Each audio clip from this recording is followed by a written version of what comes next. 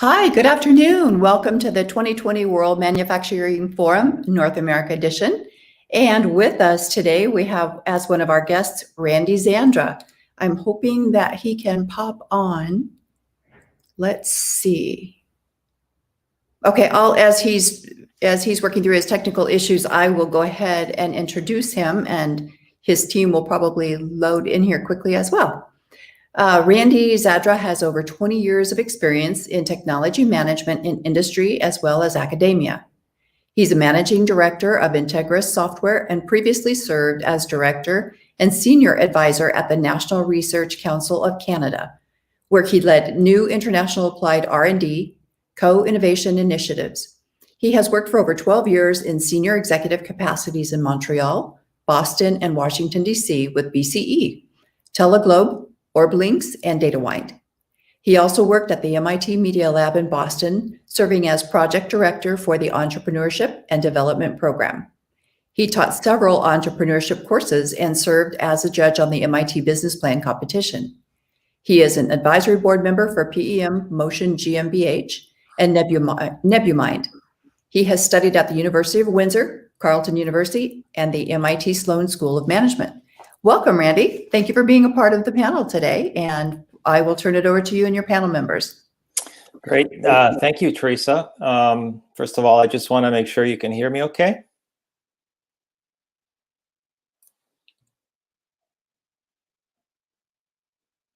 Can you signal if you guys can hear me? Okay, perfect. Thank you very much for the invitation to join this panel.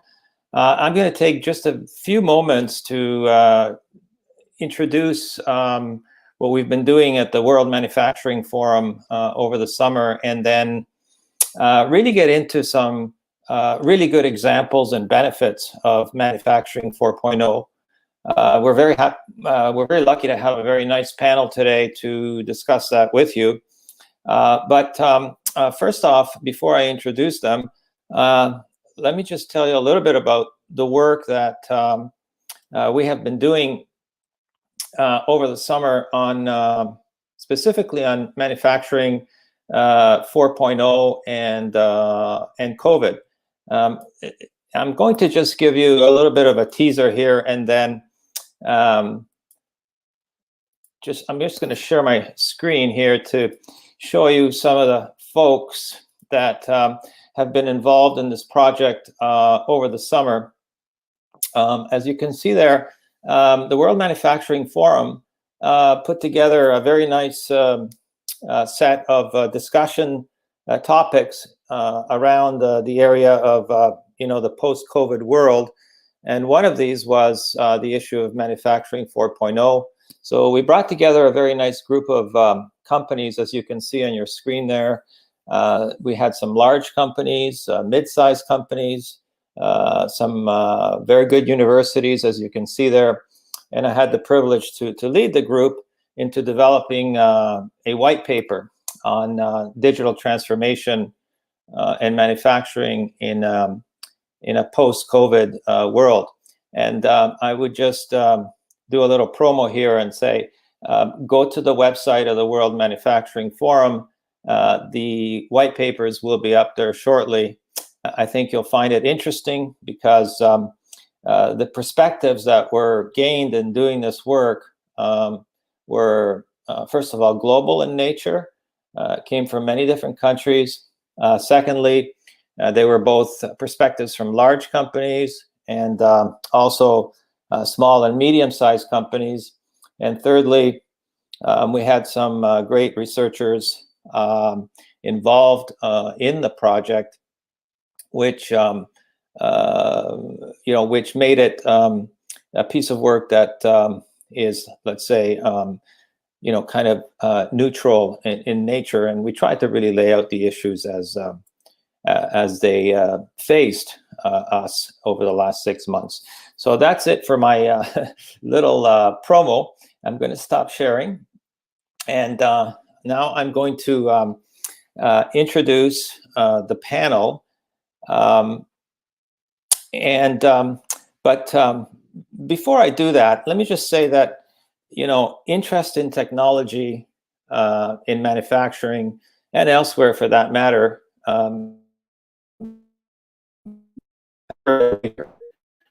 You have probably heard, if you've tuned in to either the North American or the European version of the World Manufacturing Forum, there's tremendous interest at all levels. The second point I just wanted to make before we jump into the discussion is that even though interest has never been bigger, there's big challenges to implement technology successfully. And we're going to hear about some of those challenges today. I think it's important also to note that, as you've probably heard from some of the previous discussions, there are significant differences between small and medium-sized enterprises and large companies. I won't get into all the details of that because we covered that quite extensively in the white paper.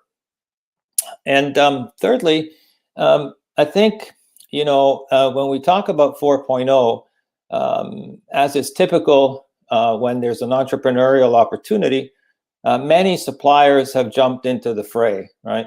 So there's lots of different companies now offering solutions of one type or another, which sometimes confuses the managers and the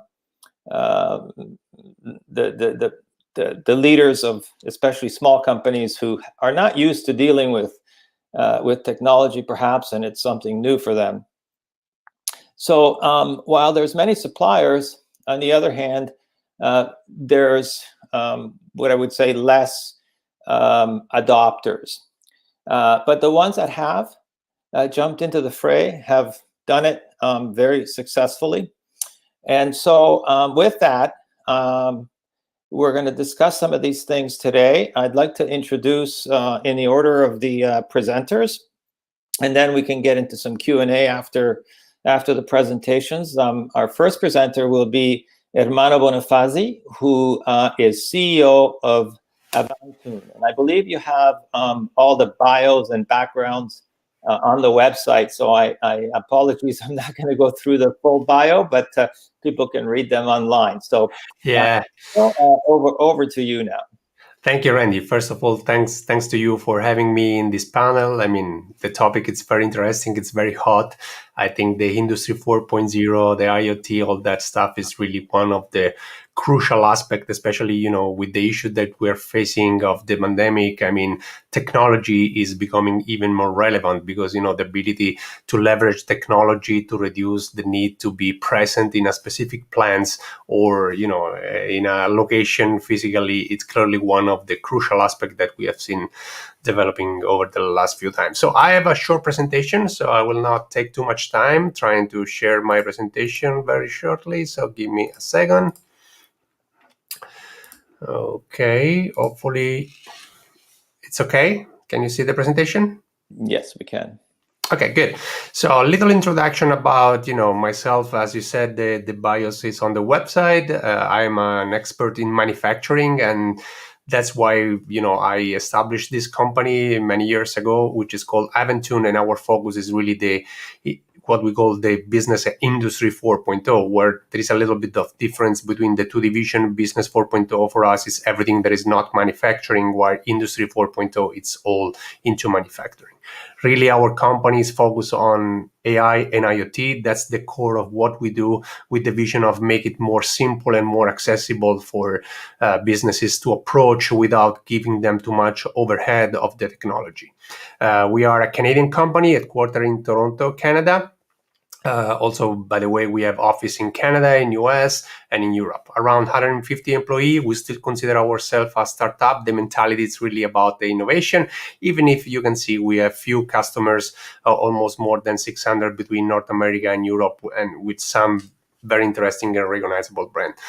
I would like to take the approach today of digging a little bit more into one of the crucial aspects, in my opinion, for manufacturing 4.0 or industry 4.0, that in general is, to me, one of the approach is to assets management. Really, the critical assets management is one of the aspects that I believe is really crucial, especially in this world of manufacturing. It always have been, but more and more it will be, because the machine production it's innovating as well, and more technology we add into production machine, then more there is a risk of a failure for the asset itself. And we always have to consider that the risk of a failure of an asset is not just stopping the production, but as well it could mean risk for employee, for people. An incident risk is much bigger than just stopping the production, which is already a big point. So to me, the failure of a critical asset is the number one risk in the manufacturing across the world. Well, you are seeing here some of the data that I captured from TIBCO, which is one of the most interesting companies that do research also as well in manufacturing. And potentially 1.5 million per year could just be saved with maintenance and predictive maintenance tools that can be bring to reduce the risk of critical asset. So how company can achieve asset reliability, almost 100% of asset reliability? Well, there are few key pillars that need to be taken into consideration. One is the ability to monitor the process and the current machine, what the machine is doing. But it's not just enough, because we have seen in the past that, through SCADA system, this was approached, but really that is not enough. SCADA then become more just a control of the machine, while monitoring the process is much more. It's to receive the data not just from the machine, but from the total environment, because sometimes the KPI, what is going on in the environment also can change the way that the machine react. But the second point that to me is very important is the ability to meter the performance of the machines, because now we have to be able to understand what is going on in terms of vibration, in terms of humidity, in terms of many factors that can really become crucial for the production. Clearly, that where we change the approach, because it doesn't mean that this approach were not taken in the past, but the ability now, thanks to the technology, is to gather all this data, all this big data that have a very useful meaning, but a lot of complexity to be analyzed. And now with the artificial intelligence that we can apply on top of this data, the ability for us is really to make more sense of all this information and try to have the machine that learn something from the data itself that can suggest to us. At the end, it's also the ability to share all of this information with everyone that will give the final potential tip of the ability to achieve asset reliability. I would like just to share a business case that we have.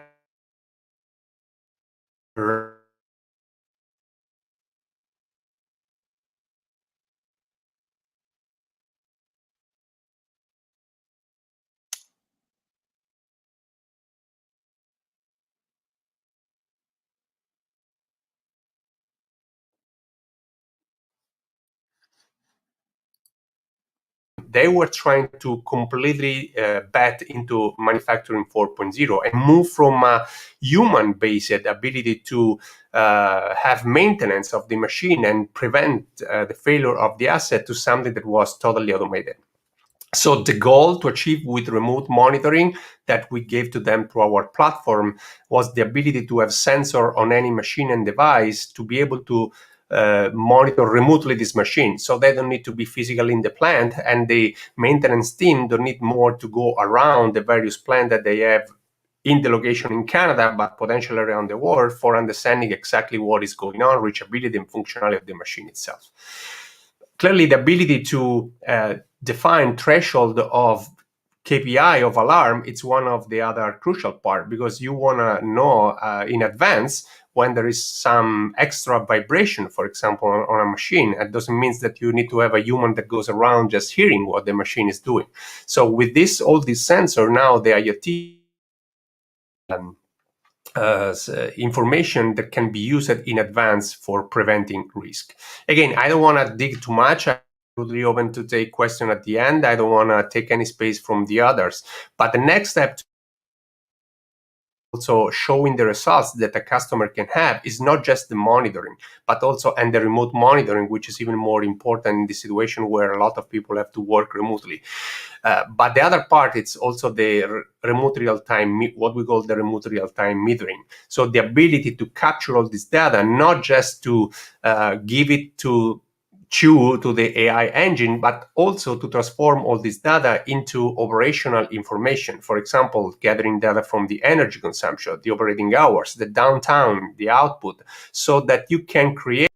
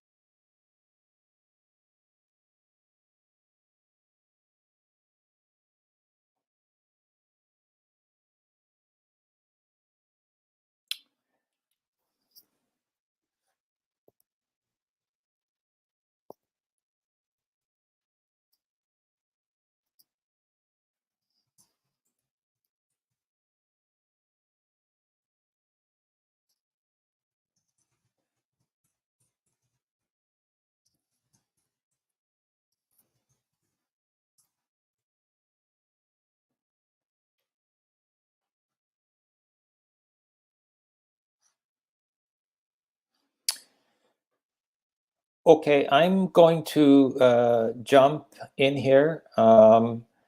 We have lost Ermanno, it seems. I think the connection issue was at his end. So I'm going to ask the next panel member to begin his presentation, and we can bring Ermanno back if and when he logs back in. So with that, I'd like to introduce Cheng Ye, who is CEO of GaiaDigits. Cheng, over to you, and then we'll bring Ermanno back later when he comes back on. So thanks, Randy, and yeah, just very glad to share my company solution and share my ideas for the manufacturing 4.0. Yeah, I want to share my screen.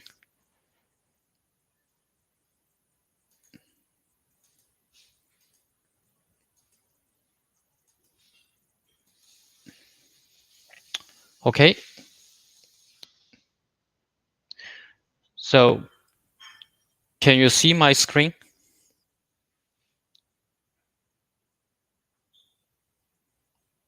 Okay, I will introduce the company and myself.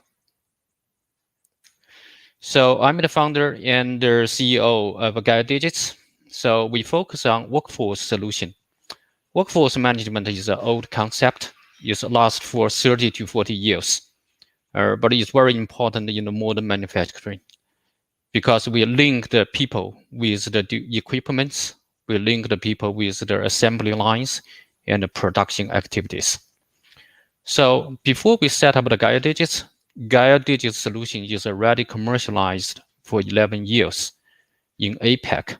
And we can see our big logos here in manufacturing in the modern industry. And we have 1,500 clients and 4.5 million end users in the marketplace.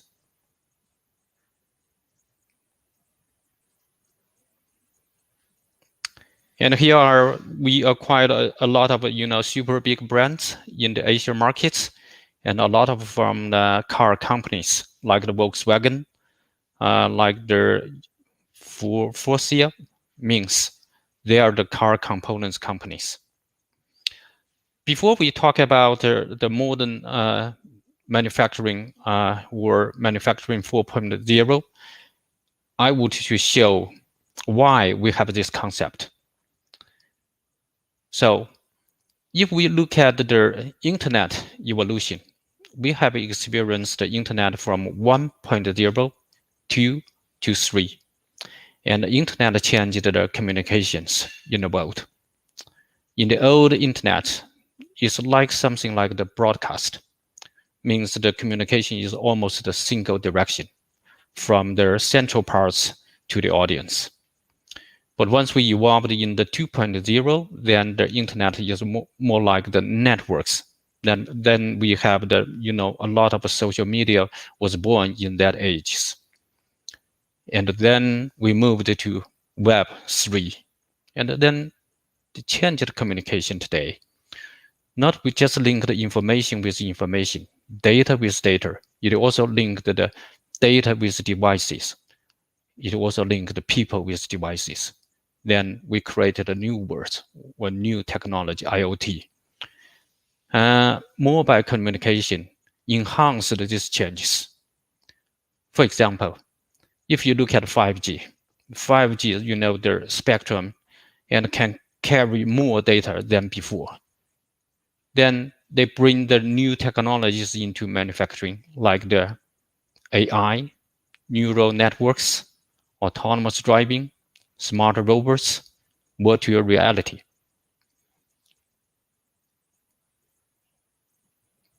Okay, then we jump out to the concepts to the real world. We talk about manufacturing. This is the gigafactory in Shanghai of Tesla. And they hired thousands of employees to make the cars. Then there are some consultants, famous consultants said, okay, you manage such a big factory. How you control or improve your productivity efficiency? At the same time, you need to control your cost. He gave there 6 suggestions. The first one is a cost reduction by design. The second is eliminate overscheduling. Oh, that's related to people, to workforce. The third is utilize part-time laboring. The fourth is lean production. That means eliminate the non-value added process. Number 5, new technology implementation. Number 6, standardization. If you look at his 6 suggestions, 3 related to people, 3 related to workforce management. Because we face the pressures for the labor cost.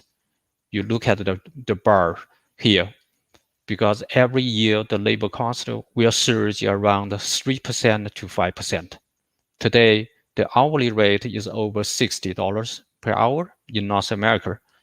And 3 years later, it will be over 70.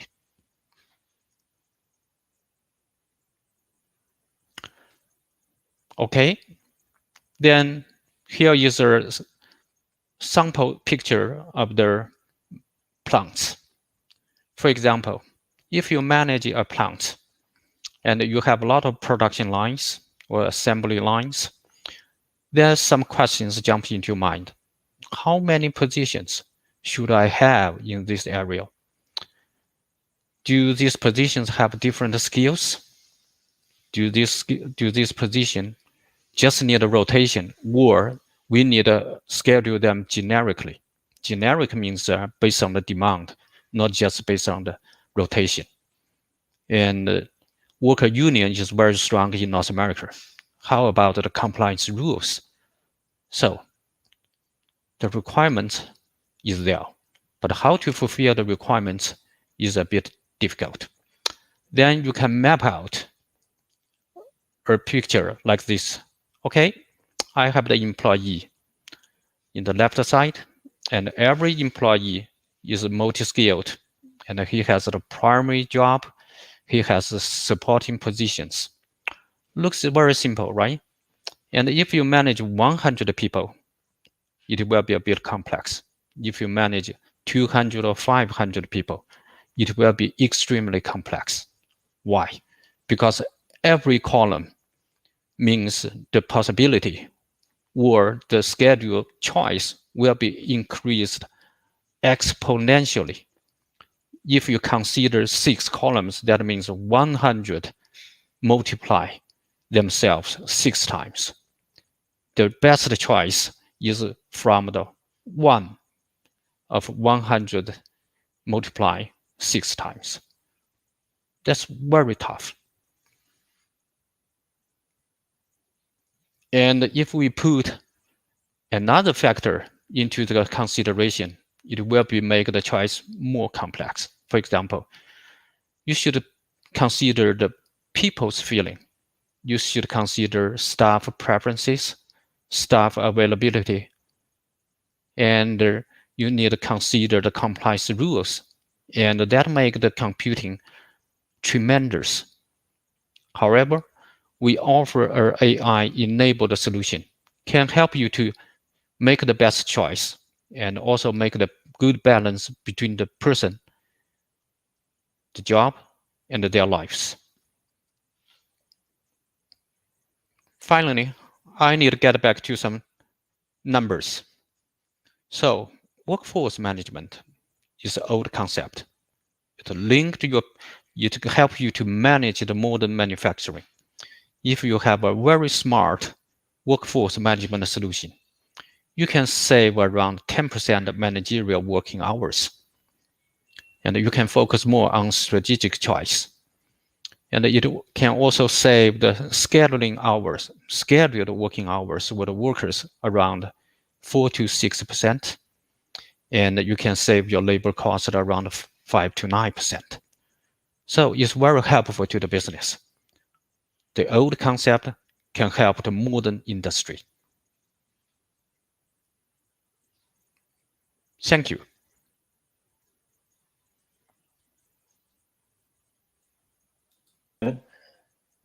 It's great to see that we have not forgotten labor and the workers and how to optimize people's time, costs, and how they work.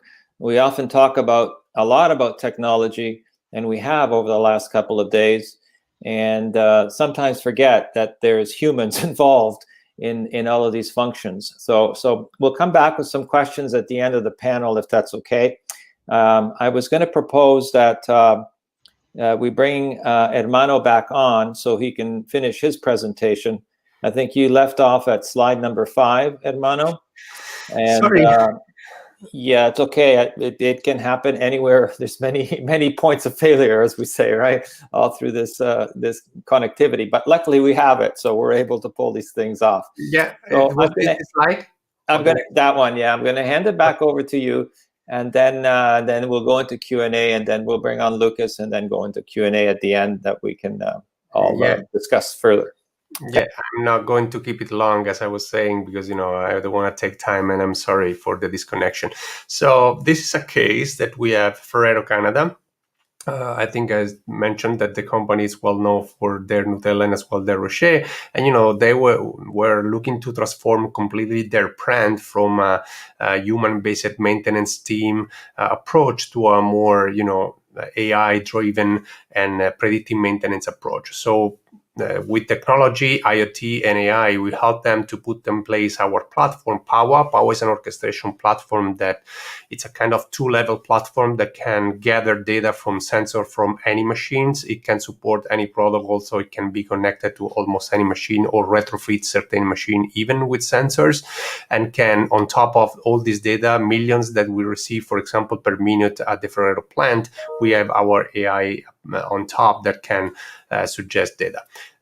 So to keep it short, the most important benefits that they had from the platform was the ability to achieve remote monitoring of the machines and the device, no matter where they are in the plant, so that they can define threshold of alarm and get information about what is going on real time in the plant. It's not just real time, because the other part is the metering, what we call the metering. So we transform all this data that we receive from the sensor, not just as information that can display real time, but also as information that can be used to organize hierarchical model to aggregate the data, for example, by plant, by organization, by product line, production line, whatever it is, so that you can put together all the data that you receive, like energy, operating hours, downtime, or even output clearly, so that you can check the structure of your costs and of your plants in a different way and remodel exactly the plant like a digital twin in the way that you want.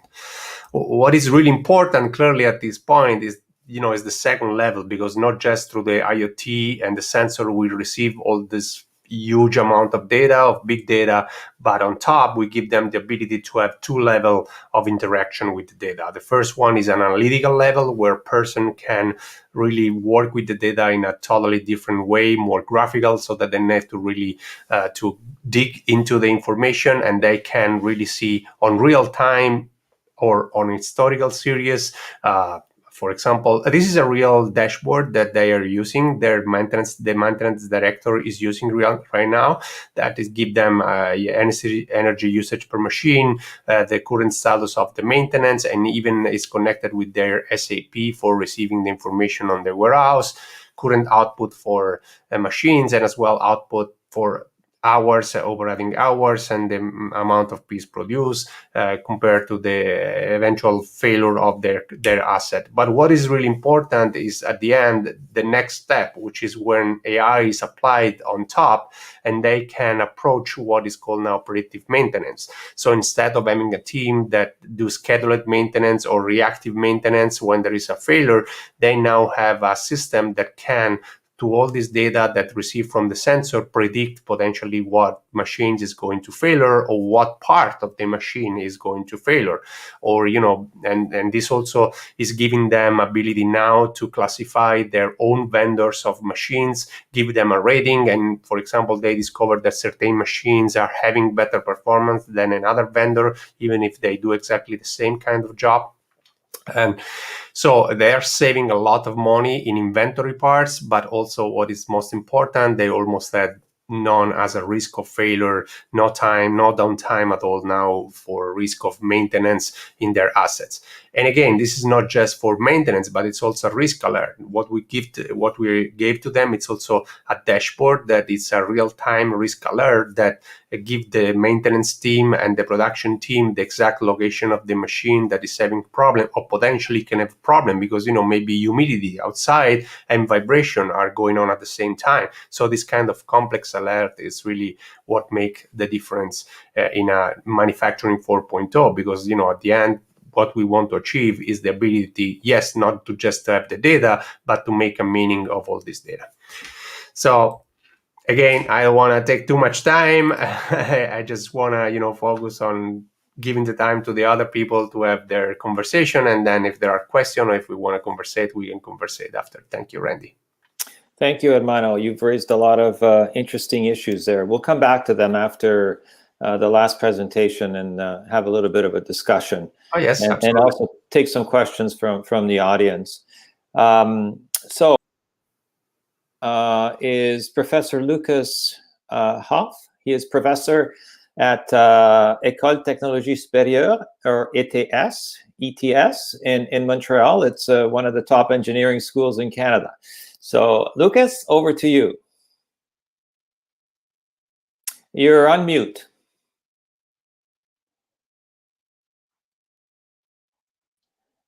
Thank you very much, Randy, and thank you for the kind invitation to join this interesting conference. I want to start sharing my screen.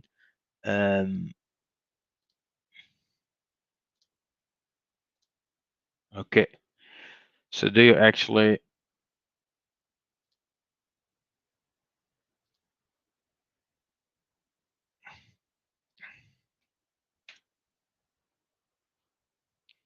Okay, so you all see my screen, right?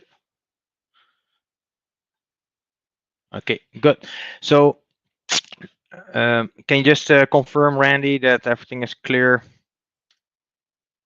Perfectly, and we can see it. Okay, good. Perfect.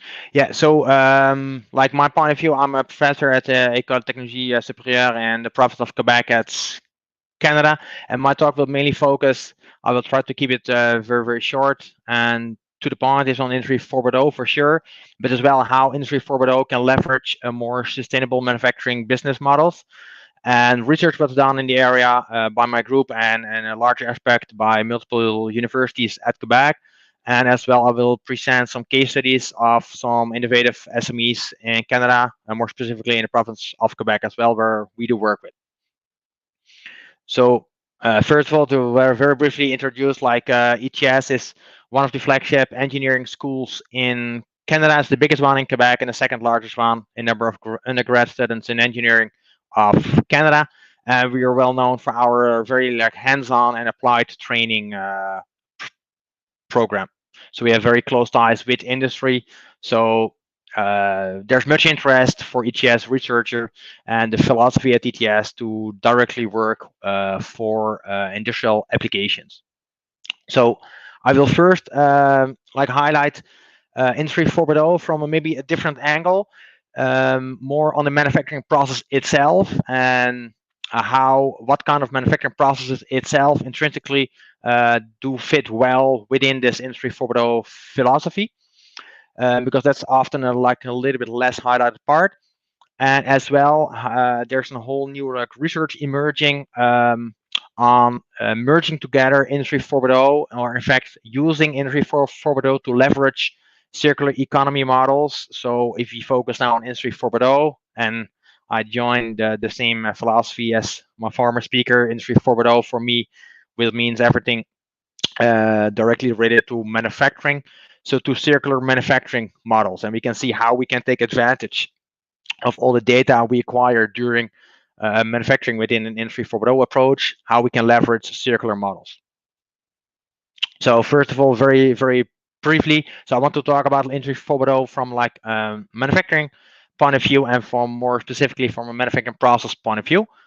And one of the main goals initially of Industry 4.0, when it was coined in 2011 in Germany at the Hanover Mess, is to enable lot size 1 production, so low batch size or personalized production, however at mass production efficiency. So this we often refer to as mass personalization. So this puts really big challenges on the manufacturing, the way of manufacturing itself, because it's not that easy to learn or to set your process for only making 1 product instead of making thousands or millions of products, where you can definitely it's easier to create more efficient production systems. So like the speed, flexibility, quality, efficiency, and security are all different aspects and important aspects of Industry 4.0, but I do not want to go too much detail on those challenges of Industry 4.0. I will focus a little bit more on the key drivers for manufacturing costs related to the part design. So in fact, if you want to look for manufacturing processes which are intrinsically interesting and suitable for industry fitting in the Industry 4.0 approach, they need to address, so the manufacturing process itself, the fabrication process itself, need to address those 4 key drivers for manufacturing overhead effect. So one is the calibration should be easy, should be agile, should be very adaptive, and should not impose too much overhead to the end product, as we cannot use the same calibration to produce millions of products, but we produce only 1 product if you talk about mass personalization. For tooling, it's exactly the same thing. So we don't have, it needs to be very adaptive so that it can be used. Either it should be very cheap and very easy to produce, or it should be very adaptive so it can be used for all various kind of products. The fabrication process itself should be able to handle complex products, right? As personalized products is asking every time for totally brand new products, which can be very complex. At the same time, it should reduce multiple process steps, as every process step in the fabrication process can introduce errors. So in order to reduce errors, we should try to reduce the process steps, and it will reduce the cost and reduce the time of the entire fabrication cycle at the same time. So if you put all this together in some kind of a smart factory model, right? So we see all over the world emerging those kind of smart factory models or intelligent factory models, Industry 4.0 factory models. So we can globally see it in this perspective, right? So we start with the design of a product. We do some intelligent planning. We send it out to fabrication stations. We do inspection, assembly, and then to a service point where we distribute our products to the end user or the client. And all at the same time, you see everywhere the data exchange between the workpiece and the cyber physical system, and the data creation and the storage exchange of products and the smart factory as well. So we have like a high linking of all the products, all the processes, which was pretty well described by the former two presenters, I think, and so enabled by IoT. And this is all fed into an intelligent system and then a data storage system, right? So the data is really key here. Like, how can we leverage, how can we make smart use of all the data which we acquire across all those different steps? So a full digital integration of all these steps, that's really one of the key aspects of Industry 4.0. So now the next thing is, how can we leverage it not only to reduce the cost and reduce the time to manufacturing products, but as well, and we reduce resources at the same time as we produce more efficiently. But how can we also leverage this in order to more reduce the materials, new materials needed, and at the same time to minimize leakage of waste out of the loops, out of the manufacturing loop? How can we reduce waste for an end-of-life product? Well, that's like one of the focuses of our research program, in fact. So how can we make use of intelligent methods for collection and inspection to feed it back to a service point for reusing a product? How can we leverage all the data which we acquire in the smart factory model to remanufacture a part once it's inspected and collected? It's not suitable for reuse. We can send it to a disassembly station, which can be augmented with IoT technologies, and we can send it back to the remanufacturing stations to reassemble it. Or if the value is too low or too much damage, we can recycle it back to real material to reduce the amount of raw material we need to produce parts. So this is basically the concept, and we're working from research level on this concept, and we are going towards more real life applications for this circular manufacturing 4.0 concepts. So now, very briefly, I want to highlight two case studies in this research perspective, and then I want to detail three very small case studies from an industrial perspective. So here, I will show one case study on hybrid micro machining. So as an example, I take like a non-traditional micro machining method, as we see in Silicon Valley as well. There's a tendency to go more towards the use of glass, as it's a dielectric material. So it's very interesting for the whole MEMS electronics market. And there's one big issue, is the machining of glass. It's not as easy as for metals or plastic materials. So we worked on developing a novel industrial process which can be used to efficiently micro machine glass, so to pattern glass, and which fits intrinsically well in the Industry 4.0 philosophy by addressing the four key drivers towards manufacturing overhead. So to reduce the overhead by addressing the issues of all those four key drivers as introduced previously. So we integrate, in fact, all the tooling step, the calibration step, all in one setup to minimize handling from one machine to the other, to integrate it all in one machine, and thereby reducing the overall time of machining, which is presented here. So by using the same novel technology, using the conventional method, we see here that we can, by the novel method of implementing the tooling and the calibration all at the same setup or the same machine, we can see that we can reduce the process time by more than 60%.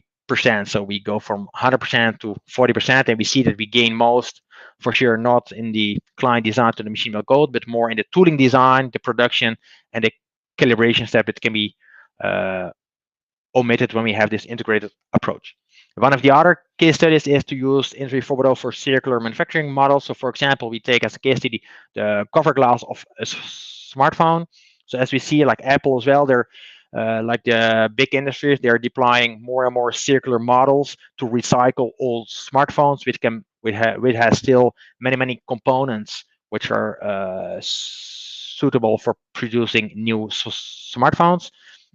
So here you see some pictures of systems deployed by Apple to get back smartphones at the end of use, and how to disassemble them, so that you can see all here, right? And then at the end of the day, if there are parts which are too low level, they can be sent back, they can be recycled to scrap material in order to reduce the amount of new material needed. So now our ideas for plastics and noble metals and other alloys, it's pretty straightforward to do so. But for the glass itself, it's not so straightforward, as it's not so easy to remachine that. So we want to deploy, or we are deploying our novel machining technology here in kind of like a circular model to remachine the cover glass of a smartphone which has very high quality and which can then be repurposed for MEMS applications, for aerospace or space, as glass can withstand high temperatures. So here, for example, you see some examples of applications to make MEMS accelerometers, for example. So another initiative I want to discuss very, very briefly, which is very interesting, I think, it was linking very well with the other two talks which we saw, is that we created a network 4.0 with the 80 universities across the province of Quebec.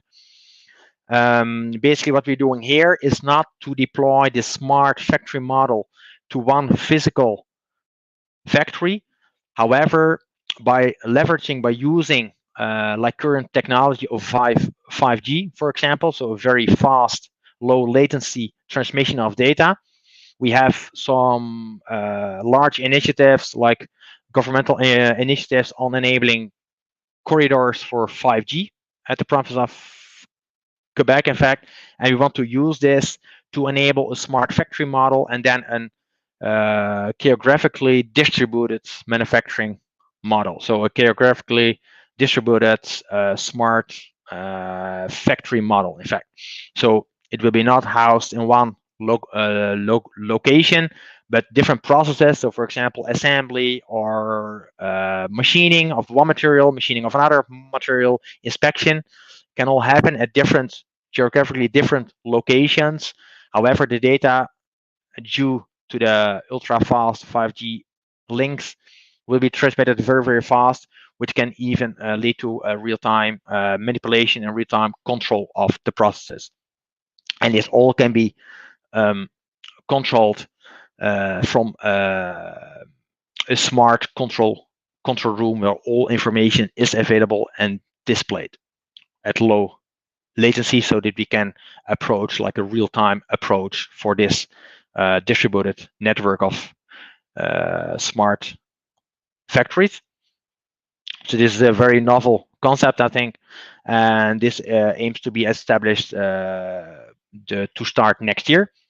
And the idea, as you saw here, so we involve the human being as well, so the operator as well, by using all kind of like smart augmented wearables. For example, you can think of data gloves, you can think of smart glasses, where the worker are like supported by smart technology and collaborative robots to integrate well within automated production systems.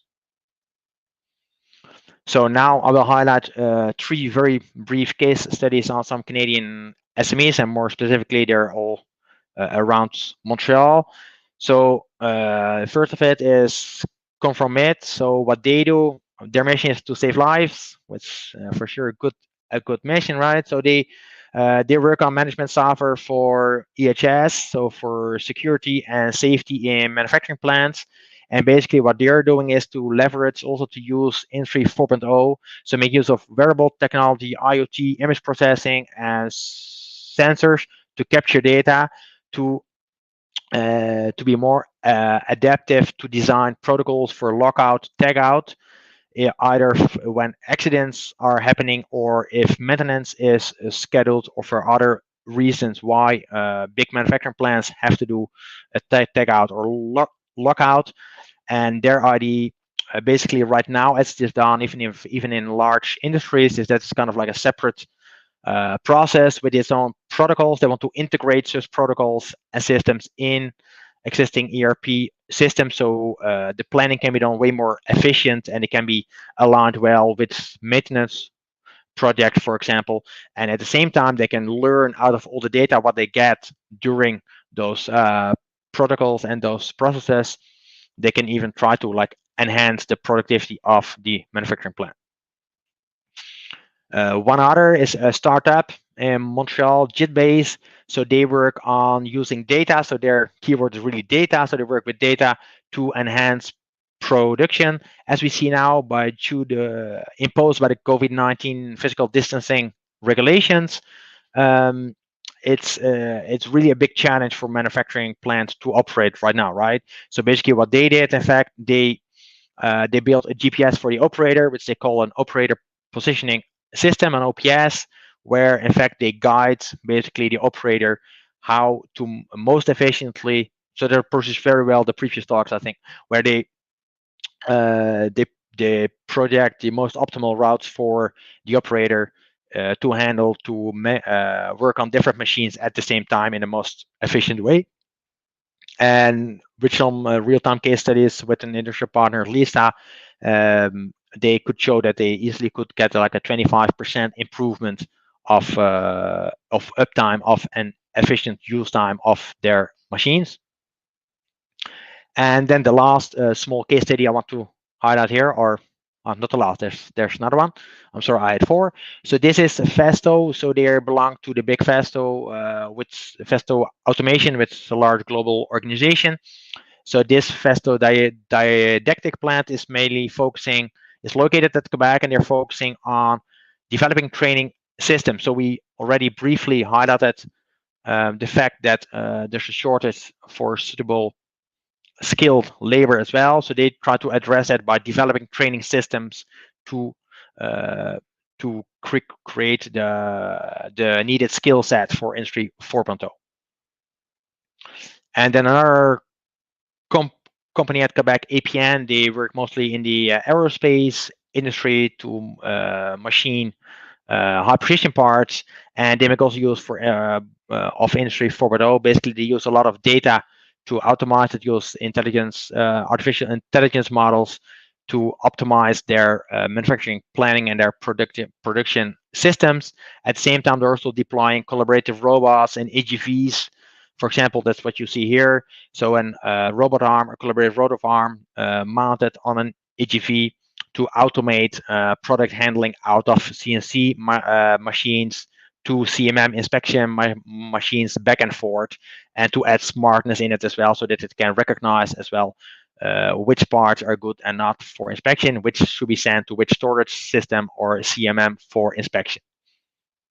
So basically, I want to, that's my talk. So I will be more than happy to address any questions you might have. And just one other small remark, I want to make our group work as well over the past 5 months on a white paper on retooling of industries to address what we saw during the first wave, the big shortage of medical supplies, with offering guidelines for SMEs how they can address to very quickly adapt to the new reality, to reconfigure their current manufacturing lines for different kind of products which are in need. Okay, I will leave it at that. Thank you, Randy.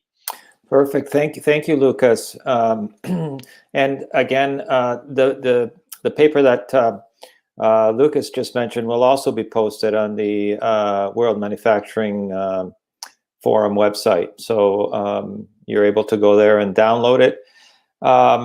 Thank you all. You know, we didn't have a lot of time to go through a lot of these issues, but you guys have all hit some tremendously important issues. And just let me quickly kind of recap 4 things. One is, you know, the failure of critical assets in our society. It wasn't long ago that we talked about the need for monitoring, not just at the manufacturing level, but all the other critical assets that we have out there, including, you know, electrical facilities, including other high-value assets. And so here we see, you know, the importance of technology helping us to manage high investments in infrastructure, and that's critical. Secondly, I'm glad that we have not forgotten about the labor side of things and how to deal with measuring and optimizing, controlling, and predicting issues around labor. I think Cheng did a good job to outline how his company can help with that element. The third aspect, which Lucas, I think, outlined very nicely, is that technology and 4.0 techniques, it's not all about just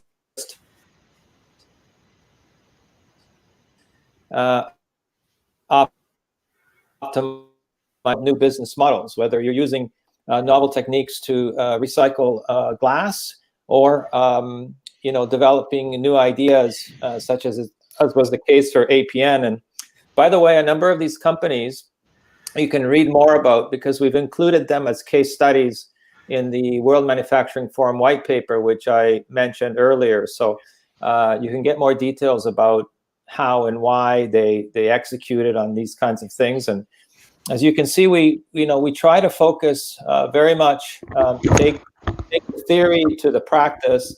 And what we tried to do here today is give you lots of examples and look specifically at the benefits. That being said, I just want to, I have some questions from the audience and I have some of my own, so maybe we can jump into it.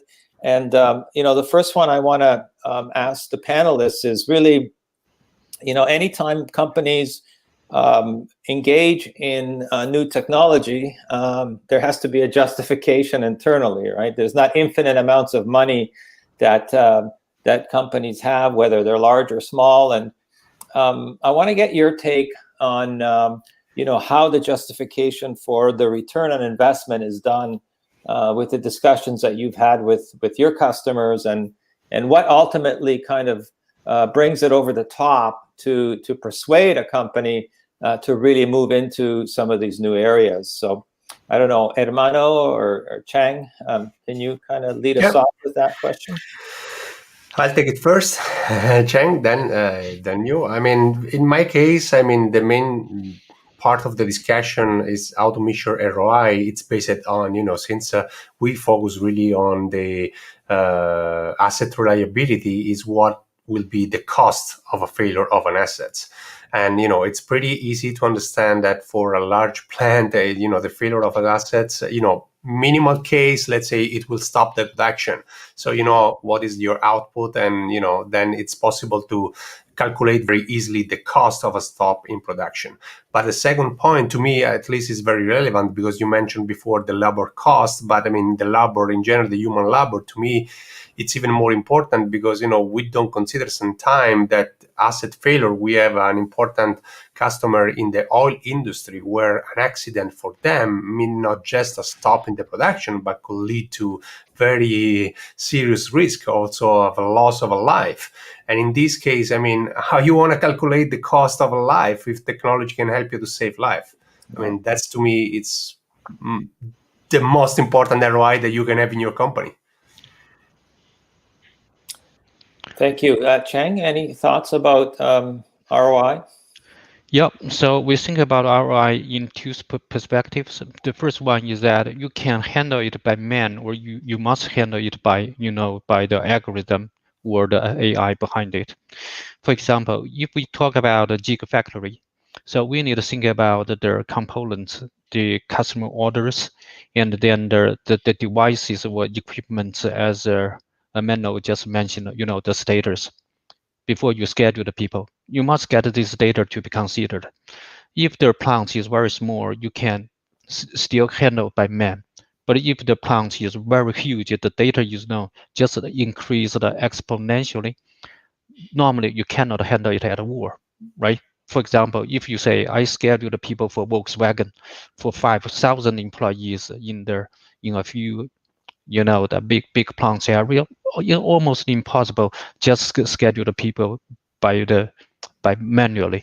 So that's the thing, you can do by man or not, the first. The second is that even you can do by the simple tools. For example, you can someone is very talented, they can create the complex equations in the Excel to calculate the service level, average handling time, and then schedule the people. But then we can think about ROI. You can do in that way, but can you really save the resources and make the balance between the work and the life? I think the answer is very clear, because many years evidence show the results. If you have a good tool and it evolves day by day, you can really save 5 to 9%, the whatever the labor cost. That's almost the facts today. Yeah. Great. Thank you for that. I'm going to jump, being cognizant of time here, I'm going to jump to a question from the audience, and that was around cybersecurity. Obviously, this is a topic that we're all concerned about. Cheng, you're managing personnel data.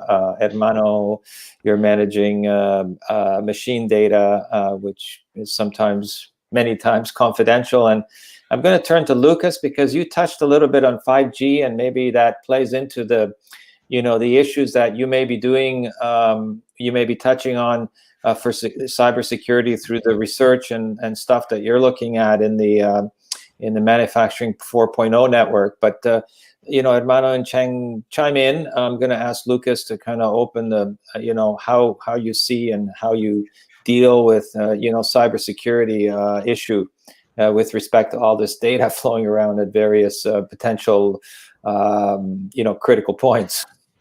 Yeah. Well, thank you, Randy. That's for sure. That's definitely a very good question and a very relevant well, the question as well. came from the audience, actually, and that was Jack. So thank you, Jack. Yeah. Okay. Yeah. Thanks. Yes, a very relevant question indeed. So it really depends, first of all, as well, on what's the level of the industry we're talking about. Like we talk about Industry 4.0 implementation. We saw the example mentioned by Cheng for the Gigafactory in Shanghai, right? So that's the Tesla factory is a very advanced level. I do work with either very high tech industries, also very low tech. So it really depends on what is the entry level for Industry 4.0. You cannot buy an Industry 4.0 kit and implement it, right? It should be really a bespoke, a tailored application for a certain need, and first to analyze how you can actually help those SMEs further, right? Step by step. But for sure, the cybersecurity is a big issue. And what I see, because I'm not a business owner myself, right? So I work with different businesses. So what I see, it really depends. Each business deals it with its own, from its own perspective. So indeed, there are people working with an intranet, so they have they keep everything inside, but then it becomes way more difficult to work outside, to work with your suppliers and so on, right? So in order to digitalize a full integration with your entire value chain, it poses issues on that end. On our end, on the academic research end, I can mention that cybersecurity is a big component, a big aspect. It's not my expertise, but there's a lot of expertise available at research institutes in Canada who are actively involved, for example, by industrial collaborations with Ericsson, for example, where they really work on those cybersecurity issues. And once it's more crystallized, we can implement it for manufacturing industries. But it's definitely sure that it's like a big issue. You can imagine hacking a system, right, and taking control of robots or of the full information of the entire production system. So maybe Ermanno or Cheng can mention from their perspective. Cheng, you want to go first this time?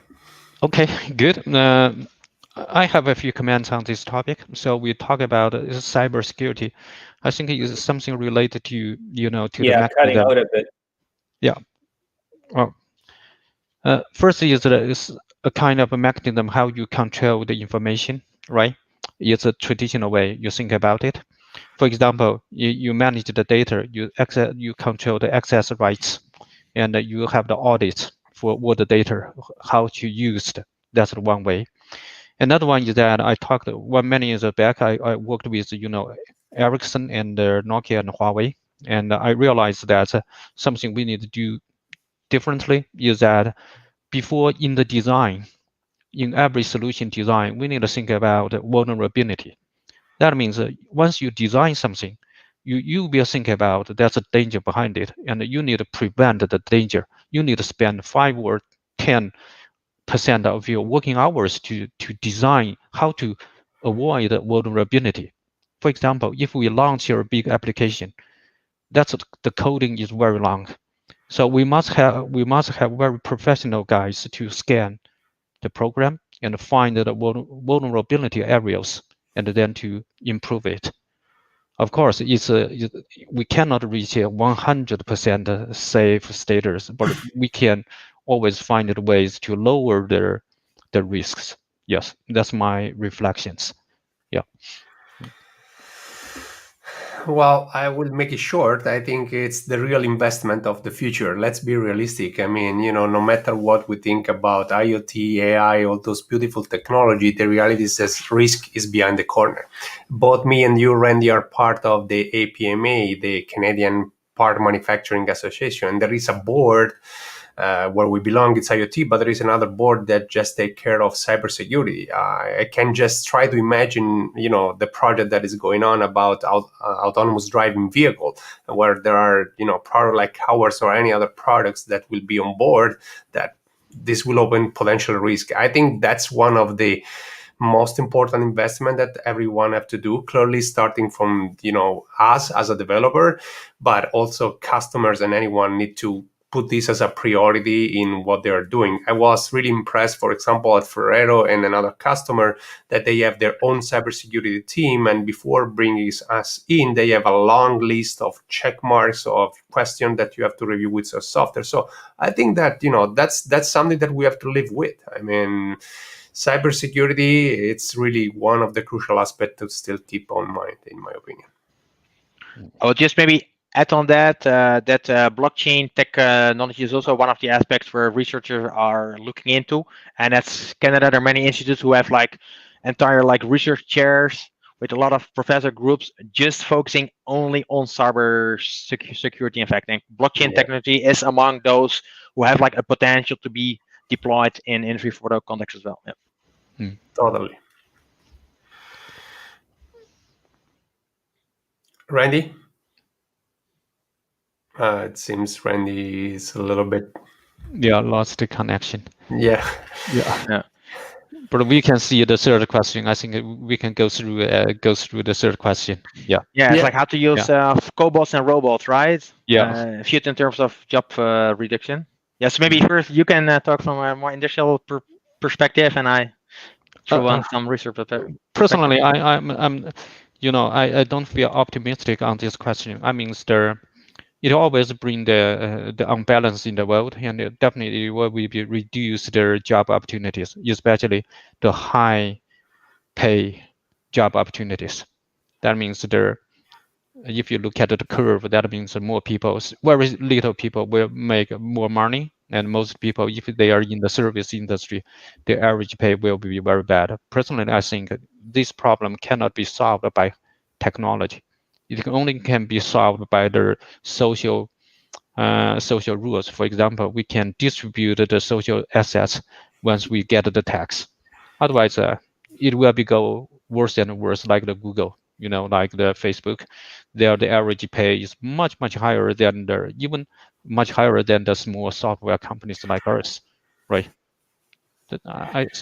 Personally, realistically, I think that's a problem. Yeah. So leaving the end to Lucas, if I may jump in, I think that, this is another big question that we are seeing. It's not the first time. Let's be realistic. And, we are at the fourth industrial revolution. That's why we call it Industry 4.0. And the reality is that every time this question was on the table. So what will happen to jobs? What will cut certain jobs? The reality is that we still live. And I mean, there was a shift in the kind, we are not more using, steam engine. It's a different kind of approach. So the job change. Clearly, there is a lot to consider on the term of the culture that we have to create for the future kind of employees. So that will be starting from the school. I think it's a revolution. It's a revolution. So like always, when it's a revolution, there is a global change that need to happen. I don't think the robots will take over certain jobs. That's the reality, because especially AI driven robots, I mean, especially in the plant, we have seen since the second revolution, right? So now we are the fourth, it will change. The reality that, as Cheng said, there will be a total different job, and the world will look different. Maybe we will have more time to go on vacation, which it will be not good. So, no, I mean, not bad. I mean, probably earn more and change the time and the split of the time that we are having in our life, balancing more life with work. So maybe to throw in, I definitely appreciate both of your answers. I mean, I think anyway, like there's truth in everything, right? So, but the thing is, like one of the aspects I want to bring in as well is that for cobots, for example, collaborative robots, how I see it, it's something what works collaborative with humans as well. I think the human-machine interaction is also like a very important aspect. And it's exactly that the robot itself is not anymore seen as like a cell with a gauge and like working on its own, but it's like integrated together due to like or thanks to like sophisticated sensors as well, that it can work in a safe manner together with the operator as well, but the human operator, which leaves still space for the operator itself. It's just like a change of his tasks. Maybe repetitive tasks will be done by the robot. Some more sophisticated tasks will be done by the human operator. There's still some manipulation issues which are better done by humans than by robots as well. So there can be a real kind of like mix of both jobs. For sure, there will be a reduction in some types of jobs, but on the other hand, the robots need to be programmed. So the rescaling is very important as well. So that's like a very important role for us to play as well as educational institutions. That's for sure. And that's where we work with Festo, with the small example that I mentioned. Basically, what they do they operate themselves, their own factory in an Industry 4.0 way. But at the end, their end product is basically kind of like a training concept where they sell such kind of concepts for schools or for big industrial partners to retrain their own operators and personnel, their staff, in order to be able to work with those Industry 4.0 technologies. And I think I had a discussion with one other professor on Industry 4.0, and I think what's also important is that Industry 4.0 is our task as well, that it can make as like an iPad, for example, which is like a high-tech device, but literally everyone, like even your 3 or 2-year-old, they can already do something with it, right? So it's very intuitive. So it should also, Industry 4.0 can also leverage technology in such a way that it becomes accessible. I think the accessibility is also a very important aspect, to not make it like a privilege of those who are maybe in some kind of way privileged to be able to work with high tech, but to democratize it in a way that it's really accessible for everyone, in fact, so that everyone can really like take advantage of it. So just very quickly on that, I want to go back to something that I think is extremely important to keep in mind. Now, whether we talk about Canada, the US, Mexico, Europe, the issue is always the same. Okay, we have very large companies, but most of the economy is based on smaller companies, small and medium-sized enterprises that need to modernize, as we've heard, right? And we also heard today that, some people see challenges, whether it's cybersecurity or getting displaced by a robot or whatever. But I wanted to ask you, a very specific question, and again, cognizant of time because we have to wrap up soon. But this is a very interesting discussion, and it's been great. But so, when you go into a small company, say 100 people, the family-owned company, been around for 15 years, and now they've got to change. They've got to modernize. What is the single biggest issue that that you see that they face in terms of resistance to change or getting technology implemented correctly? What is the challenge for for those companies? How can they better respond? What issues do you see in that area for those kinds of companies? Is it cost? Is it money? Is it the heavy cost of investment? Is it getting their people to change? I mean, I don't know. We kind of looked at this in the white paper a little bit, and you know, it's an important issue because there's just so many companies that need to modernize out there. What do you guys see in that area? Are there, you know, specific things that a CEO should do in terms of getting technology implemented correctly and avoiding the resistance to change, for instance, from his company? What kinds of things do you see happening out there? Who should start, Randy? Well, go ahead, Ermanno. And then everybody else can chime in. We were all waiting for your go. So. Well, I think that the big point to me that I see, you know, a lot of our customer are SME, and especially in Europe. I mean, you know, Yeah. I'm from Italy originally, Right. and you know, our main, you know, ecosystem, it's small and medium business, not really large organization. I think the first and most important barrier is the existing culture, I will call it. So, you know, people that will say, hey, we always did like this, why we have to change? And, you know, this is a part of the iceberg. Well, you have the visionary people, usually the CEO, someone at the executive level, especially the entrepreneur, let's say, because we are talking about a small and medium business. They know that they have to change, they have to do something to still be competitive and so on and so forth. But the reality is that the culture inside the company is like more, hey, it always worked for us. Why we have to change? That's the big barrier, in my opinion. So that's really the part where the CEO need to understand that he will face resistance because people doesn't like to change. That's you know, it's uncomfortable. We want to just stay why we are so comfortable. Why we need to change the seat? I mean, that's the point. But if you really want to survive, if you want to thrive more than survive, then change ahead. That's the reality. So you have to take down this barrier.